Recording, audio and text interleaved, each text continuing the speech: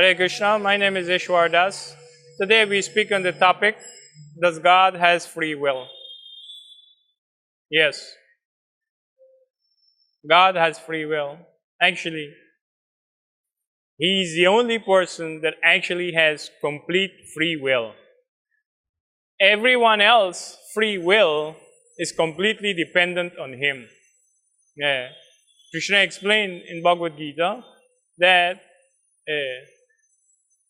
in order for one to perform activities, then it requires the place, the time, circumstances, endeavor, and ultimately the super soul. That the super soul is the Krishna, God Himself, who is within our heart. Ultimately, He has to sanction our free will. So, in Sanskrit, it is known as Swarat. That the Lord, He is completely independent. He does whatever He wants. And His desires is never thwarted. Like us, we can desire something, and when we go to put the desires into fruition, then we find that it requires so many other factors, and so many persons and things can create obstacles. But for God, such thing does not occur. No one can obstruct His activities. Just like the sun, no one and nothing can obstruct the sun from shining. Within our little vision, it may appear as though the cloud is covering the sun. Or in the winter season, it may appear as though the place is so misty or cloudy that the sun is not visible. But in reality, that is not true. What is actually being covered is our vision. The sun is never being covered. In reality, actually, the cloud and the mist and all these other conditions that appears to produce cloud is actually a product of the sun. It is because of the sun they are able to form.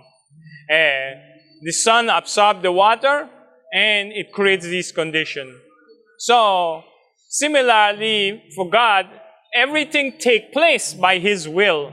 So, because everything takes place by His will, then nothing can obstruct His will.